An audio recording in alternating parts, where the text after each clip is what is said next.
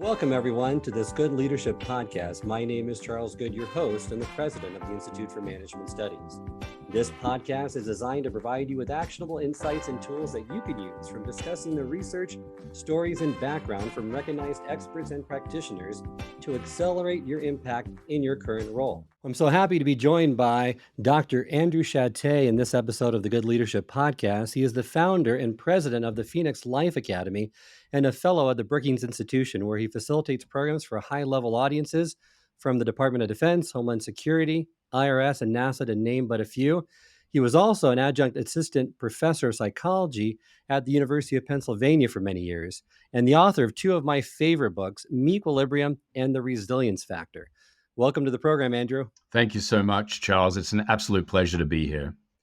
Great. I love to kind of dive into this topic around really both books, but the meQuilibrium, I think that's a nice structure to have this episode go around. So today will be part one. We'll look at days 1 through 7 of this program to deal with stress. And as you say in the book, you say that we're one nation under stress. Back in 2010, you had a study in the book that says 75% of those polled reported feeling overloaded and stretched to the max in every direction. Now, that was back in 2010. I can't imagine what they feel like today. No, that's exactly right. Now, bear in mind that in 2010, we were coming out of the Great Recession, at least in terms of all the economic indicators. But in terms of the mental health consequences, we weren't coming out at all. So that was one of the periods of human history in this country and globally where we were experiencing an enormous amount of stress. I would say it's fair to say that subsided a little for a few years. But then over the last 3+ years, we've seen this come back. And in fact, it's bigger, broader, deeper, worse now than it was back then in 2010, when my co-authors of meQuilibrium and I were saying we need to help people get through this. So it's certainly, these skills are evergreen, but 2010 was a great time to think about them. And 2023 is a great time to be thinking about them as well. I agree with you completely. You know, some of the great stats in there, which really kind of brings us into perspective. Once again, I think these have only gotten worse, where you quote the American Academy of Family Physicians, 2 out of 3 office visits are for stress-related symptoms. $847 billion annually is spent on stress or stress-related conditions, and 60% of all healthcare costs are attributable to preventable lifestyle-related diseases. That's a sobering fact. It totally is. And, we've seen that with the global pandemic, this has emerged again. It's really reared its ugly head again. It's always been simmering there, but now it's another mental health crisis, just as it was after the Great Recession. The fact is that burnout in our organizations typically runs at somewhere between 3 to 8% of our global workforce is experiencing burnout. That's typical. And the margin there depends really on what's going on in the company. If they're going through an M&A or some other kind of transformation, then you can expect stress and burnout to be on the rise. But a Gallup survey during the pandemic showed that 67% of our global workforce were experiencing significant symptoms of stress and burnout. And I happen to believe that the other 33% were kind of repressing it and not being totally honest with themselves or the interviewers. Because I think all of us have gone through that additional stress over the last 3+ years. And the great news is that the same kinds of skills that we could use in 2010 to get through this are the same skills that we can use in 2023. So stress is an issue. It's always been an issue. It will forever be an issue. People are getting more stressed out. So why are we not improving with this? You actually list 2 different reasons why in the book, but if you want to present a third, that's great, or just unpack these 2. First, it's kind of an ultimate catch-22. The more stressed you are, the less able you're able to make those changes to alleviate it.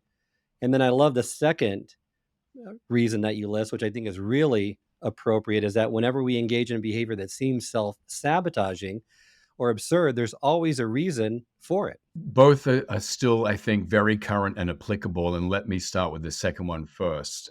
We are rational. We're not logical, but human beings are rational, by which I mean we will behave in accord with whatever punishes and reinforces are existent in our lives. And if we get short-term pleasure out of something that is long-term harmful, we typically engage in the short term pleasure at the expense of the long term harm. So, with stress, we're often doing things that we know are not in our best interest long term, but we may be anxious about losing our jobs, and that anxiety subsides when we're working 80 to 85-hour work weeks, even though we know that it's not really sustainable. So I do believe that a lot of what happens is that a few things. And I think that there have been a few self truths that have emerged over the last 3+ years that have kind of put the kibosh on some of these fake ideas and beliefs that we have. One is that self care is a luxury. It's not, it's a necessity. And for too long, we've kind of pushed that to the back burner because the positive reinforcers of engaging in stressful behavior and getting ahead and doing well overwhelmed that. The other thing was that there was, sort of a mental health stigma around these things. But I think now we have to realize that it's okay to not be okay. If 67% of us are putting our hands up, I'm the resilience guy, Charles, and I'm putting my hand up and saying, I'm experienced it too. I wake up, I'm fatigued after a night's sleep. I look at my to-do list and wonder, am I going to be able to get through it? So once we all realize that we're all in the one big boat, I think it's okay to not be okay. And self-care is not selfish. This is another mistaken belief that we've held for way too long, which means, in short, that we give too much of ourselves. We burn the candle at both ends. We try to be all things to all people. And that puts us on a pathway to stress and burnout. Now, I don't want to diminish the fact that we lead stressful lives, that events are happening out there and to us that have amped up our stress.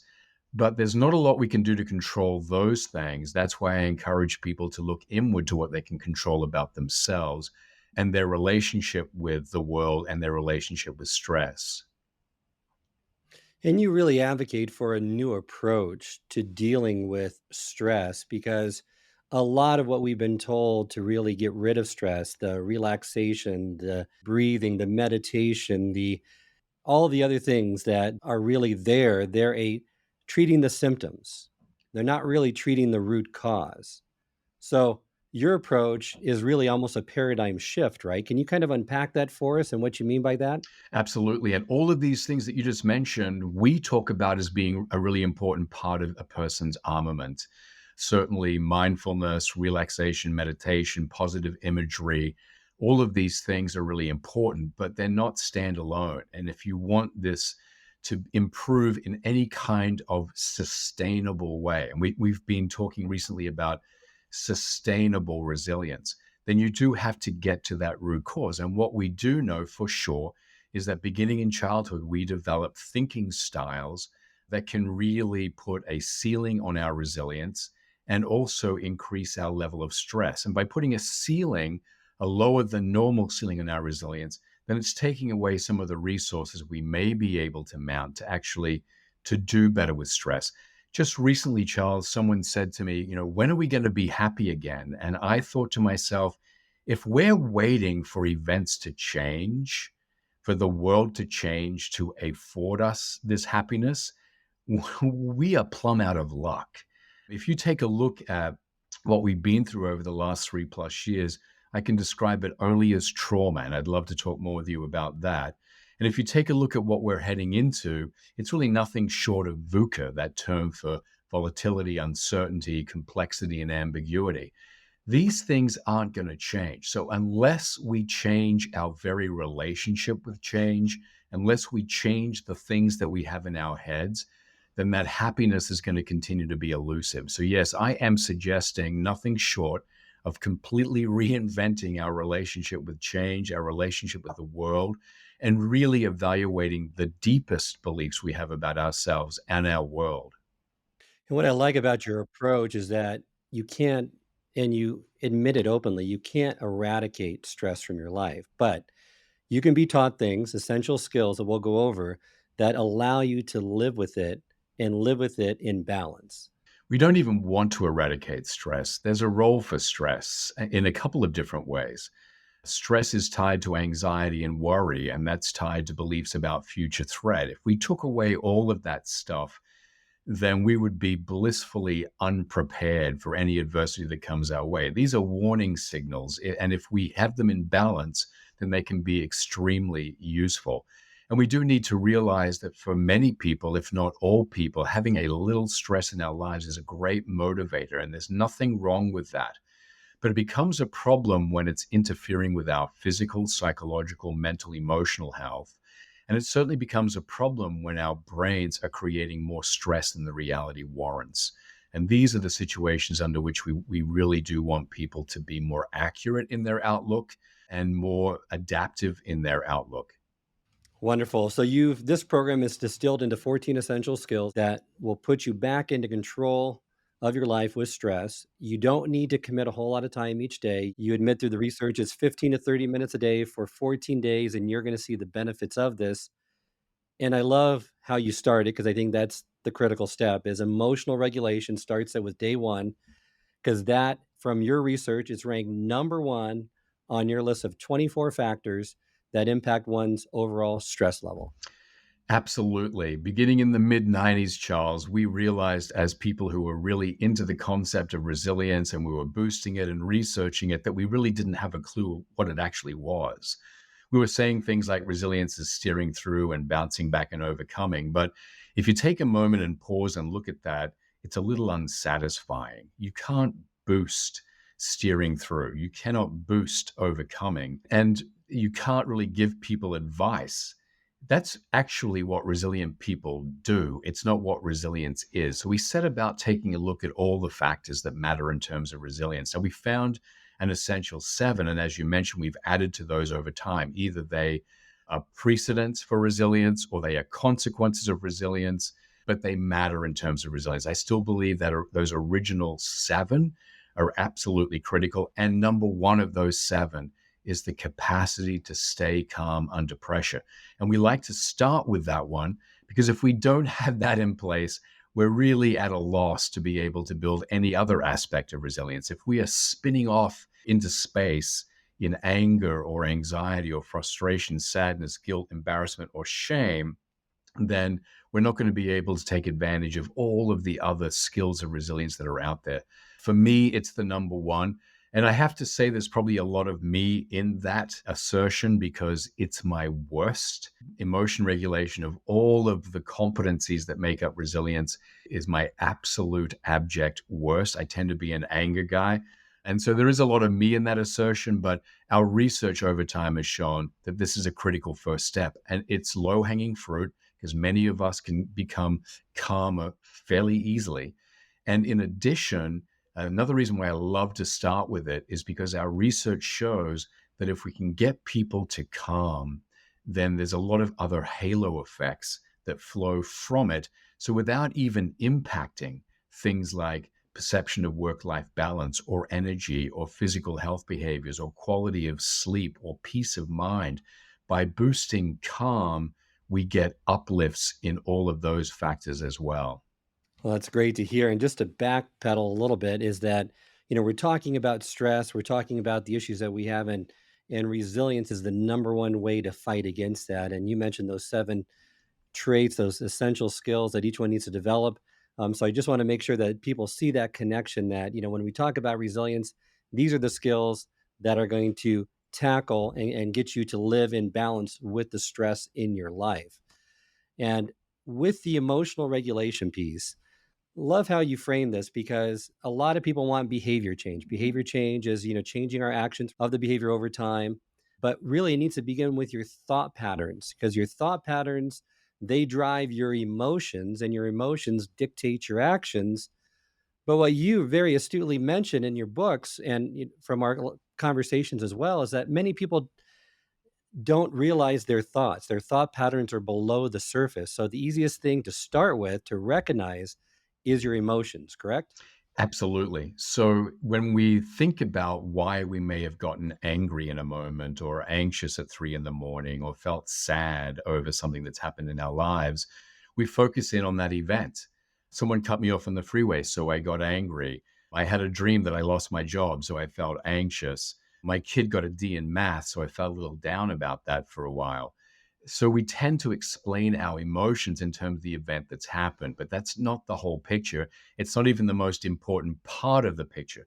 The most important part is that when something happens to us, a belief pops into our head about that event. And it's that belief or thought that really drives the emotion. We've come to call this emotion radars because it's not a one off. In our families of origin, we develop a thinking style, a pattern of reacting to events. We call them emotion radars because it's kind of a way of scanning our world when something happens. And that's why we so predictably fall into the same emotion over and over again. I've found over the last 31 years, Charles, that if I'm in front of an audience and I say, do you have an emotion that tends to get in the way most? People have no difficulty answering that question. I can give them a list of the big seven and they'll point to the culprit. For me, it's anger. For others, it'll be anxiety. Not to say we don't experience them all, but we tend to have a go-to because of this radar that we've developed when we were kids, a way of scanning the world. And just as an example, I tend to scan for how my rights are going to be violated. And violation of rights thoughts lead us to anger. Others tend to scan for future threat, what's going to happen to me next. And so they tend to get anxious. Yet others might be scanning for the resources they need to combat a problem, but don't have at their disposal. And these people are at risk for frustration. So for all of the big seven, we can let people know, hey, that's where that comes from. And one of the empowering things about this is that it also boosts our empathy, which is one of the big seven factors that make up resilience. Because I may never go to sadness in any event, but I may know someone who does. And now I know why. It's because they tend to scan for loss, whereas I tend to scan for violation. So we start to make sense of what's happening. And once we realize how we get there, we don't have to change the event. We have to change how we think about it. That's more eminently doable by us than changing the event. Agree with you. And there's these seven negative emotions that threaten to derail you. And we'll kind of go over those in just a high level. But you give a great tool through your research. It's called Trap It, Map It, and Zap It. So those three steps you can go through which each one of the seven, and the seven are anger, anxiety, frustration, sadness, guilt, embarrassment, and shame. And perhaps we can use that technique on the one that you struggle with, which is one of the ones I struggle with as well, with anger, because anger, when you feel that emotion, it's the first step is to feel it physically so you know what that emotion is, right? And then you can associate it with the right thought pattern. Exactly. So the trap it part of trap it, map it, zap it is recognizing what emotion you're experiencing. And I always encourage people to just go for one of these seven, the one that's getting in the way most. Because if we're trying to trap all seven, we're not really going to get there. I want to know intimately what anger feels like in my brain, in my body, in my head, everywhere. And I know that for me, it onsets in a very, very systematic way. It starts in my feet. It starts in my feet as what is a hot, I think it feels like a red flush to my feet. And as soon as it begins to get there, because obviously early detection is important, once we're overwhelmed by the emotion and hijacked by it, then we're not in a good place to do this kind of deliberative exercise. But as soon as it comes on to me, I say, uh-oh, I'm getting angry right now. That means I must be having a thought that my rights have been violated. What is that thought? So I'm mapping it back to the kind of thought that produces that emotion. Trap the emotion, map it to the radar. Anger, violation of rights, anxiety, future threat, frustration, lack of resources. And then I get the thought and I either write it down or I say it out loud. And usually when I do that, I'm able to zap it. I realize this is just my radar talking. There really hasn't been a violation, or at least not a violation at the magnitude that I was entertaining. Classic example of this happened to me some months ago. At the height of the pandemic, I came in from outside. My wife was working away at a laptop, and I was like, "You're not going to believe what our neighbor has done." I was furious, anger at a 7, 8, 9. And judging by the level of anger I was expressing, my wife must have thought that he'd kidnapped one or both of our kids. And I said, "He's gone and done it again.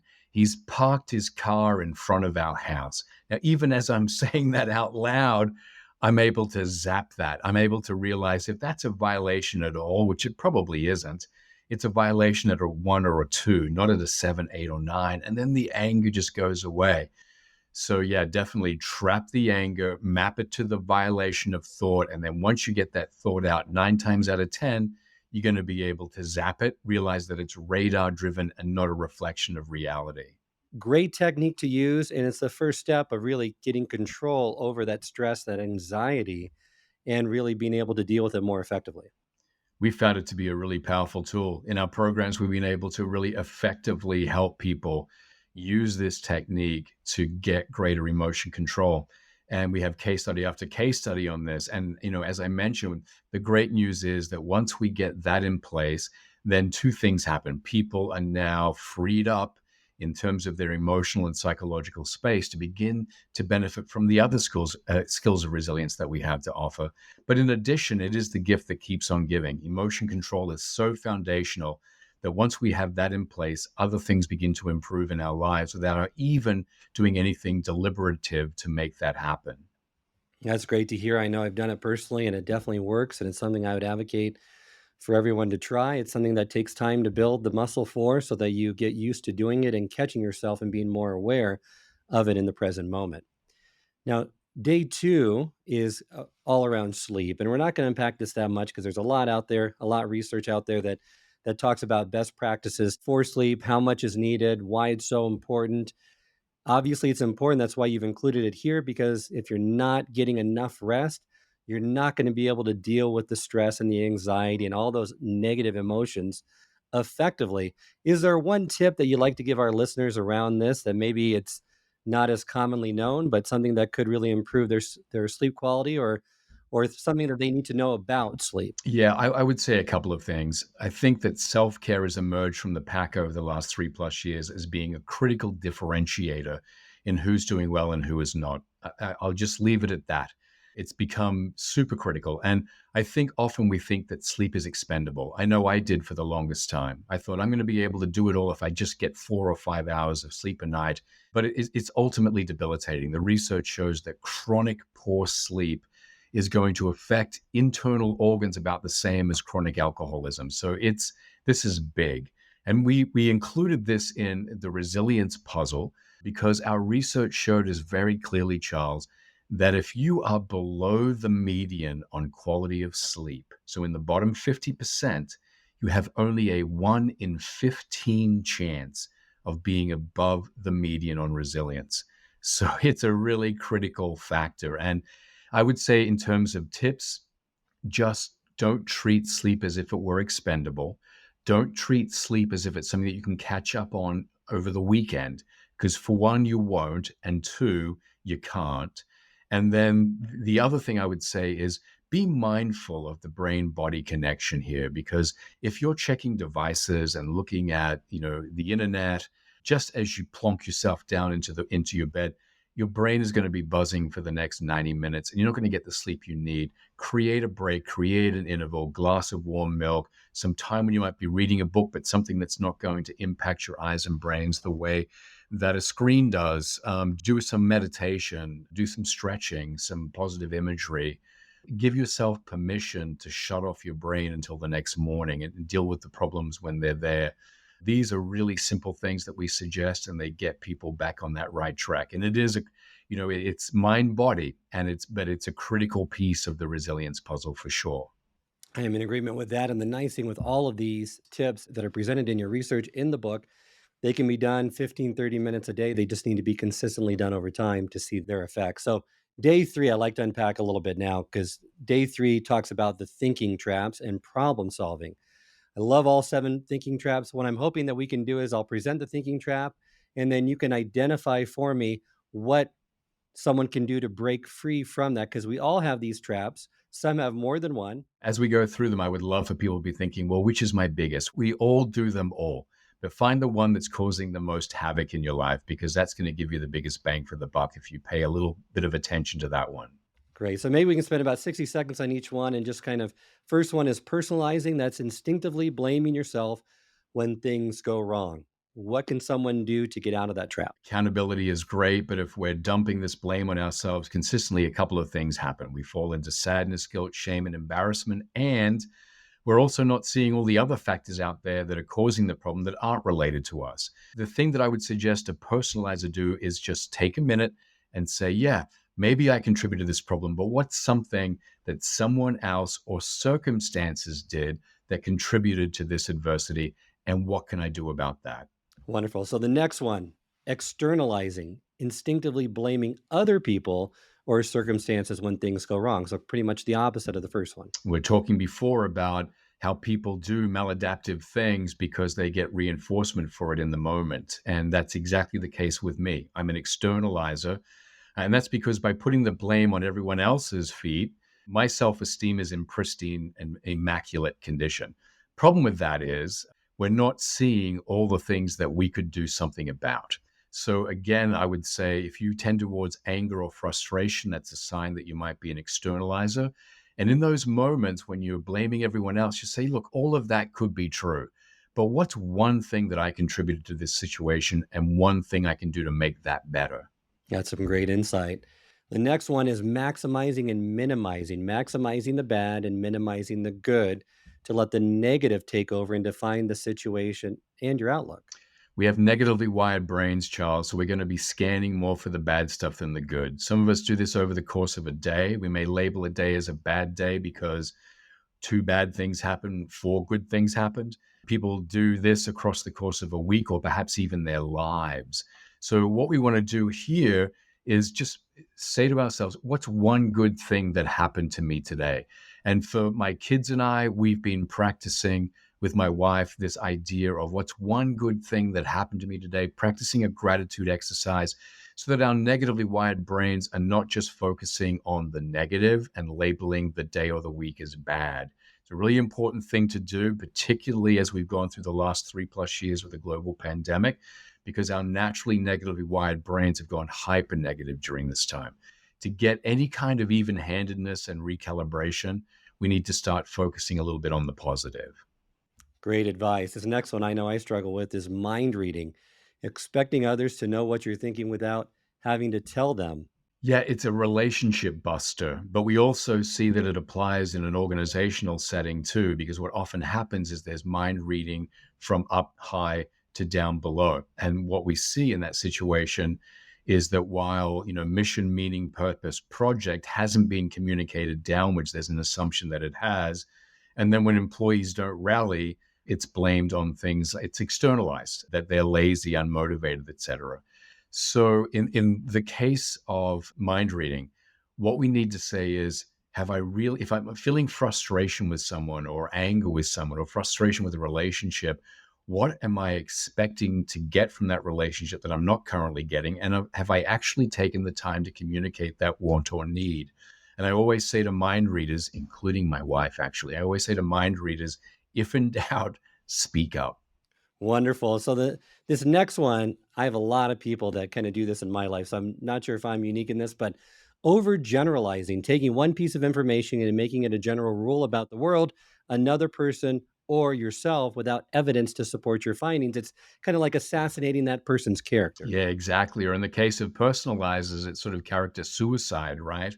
And I tend to be a character assassin because I'm an externalizer. So if I'm driving down the freeway and someone cuts me off, externalizing would be to say that person was being really careless. And maybe that's accurate, but it's still putting the blame at someone else. Externalizing and overgeneralizing is when I say, that guy is a jerk. I don't know that guy. So I'm using one incident to tell me something global about their personality. So we see this in stereotyping. We see it in character assassination and character suicide. I always think about it this way. This is a theory about the world or someone in that world. And if I'm going to be a good scientist, I need to have not just one data point to support it. And for those of us who are into visual imagery, think about the theory as being a table. And if you've just got one leg, that's not going to hold up the table. It's not going to hold up the theory.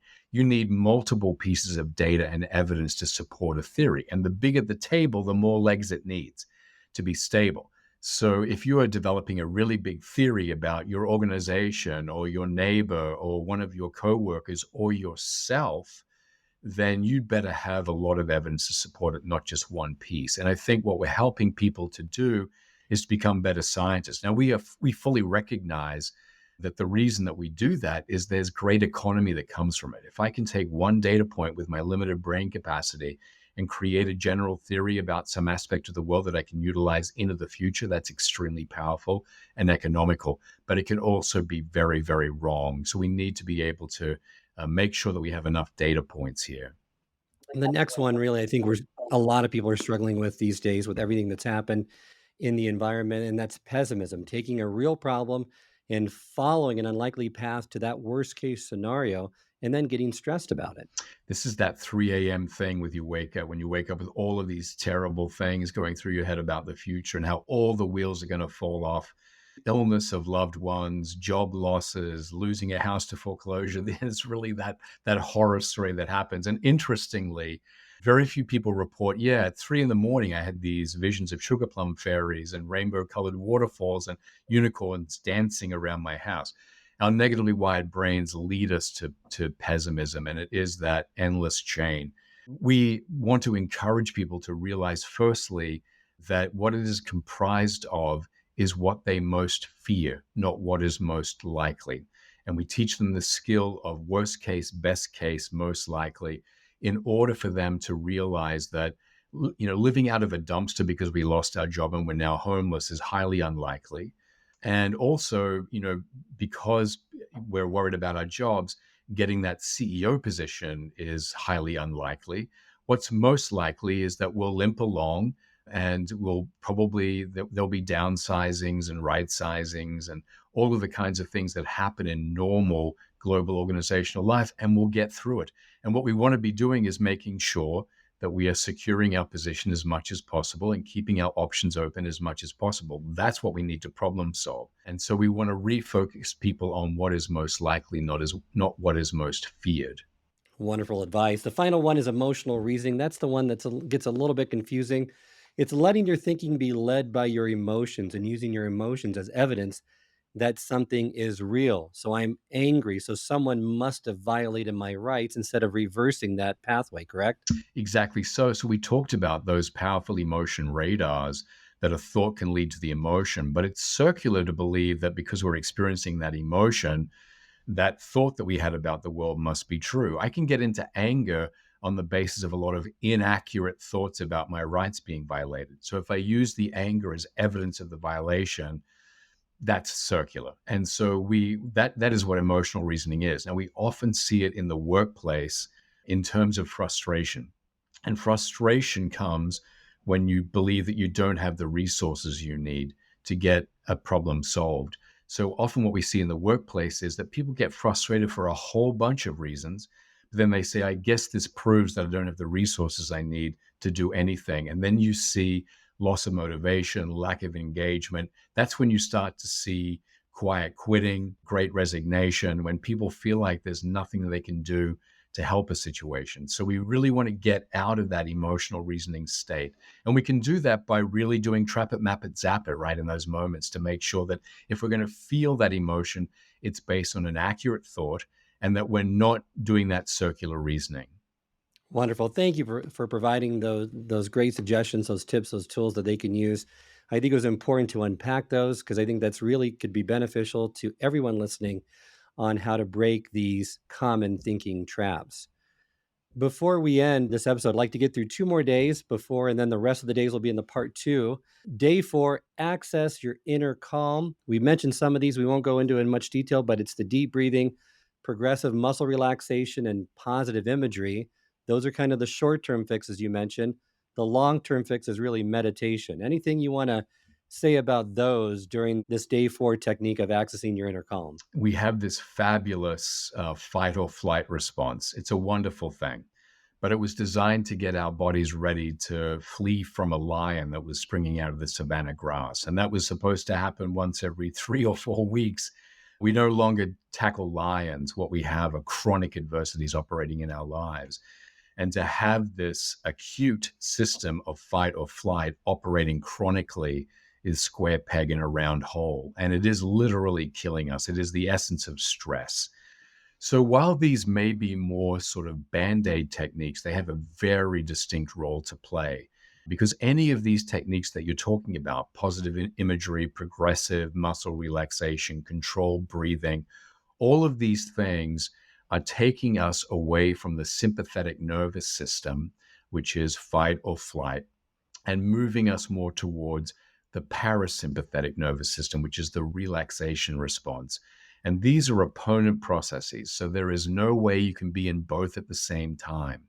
So if you're in fight or flight, you can't be relaxed. And if you're relaxed, you can't be in fight or flight.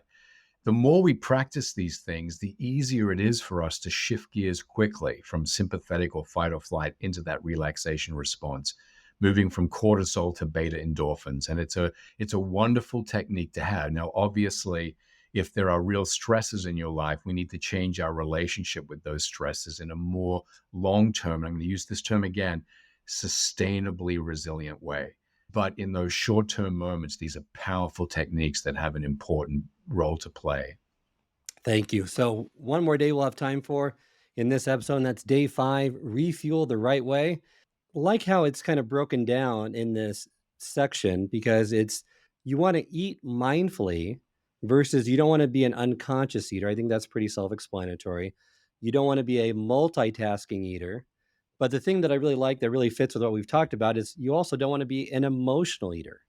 No, and I am an emotional eater. I'll notice that if I'm starting to feel at least, a little bit of anxiety or stress in my life, got a lot going, I tend to spend a lot of time opening and closing the door fridge, and unfortunately, not closing it quickly enough. So that is certainly something that I do, and I think it is really important to become more mindful about food. Now, we have epidemics of eating disorders in this country, so the last thing I'm going to suggest is that we should be completely conscious about everything, every food item that we're putting in our mouths. We absolutely should not. Food is there. We live in an era in human history where it's not just sustenance, it's something that we can enjoy. And often it's a great social event if we can bring people together. But we just want to make sure that we've got all of the bases covered in terms of nutritional eating.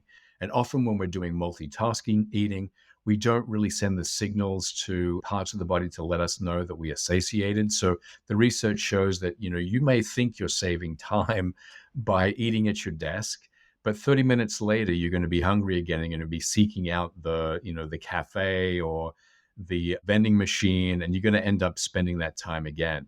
And if you are an emotional eater, then you're going to be eating the wrong food. So what you're looking for, the celery stick isn't going to do it, right? It's not as if I go to the fridge when I'm feeling anxious and binge on fruit and vegetables. I'm going to go for the stuff that's going to give me that beta endorphin rush. I'm going to go for sugar and starch, and it's just not good for us. So we just need to become a little more mindful, I think we need to become a little more mindful of portions, and we just need to be making sure that we're eating, by and large, the right foods. Well, thank you, Andrew. Wonderful discussion today, unpacking the first 5 days of this great program. We'll cover the remaining days in part 2 of the Good Leadership Podcast. But before we close today, remind our listeners how they can get in contact with you.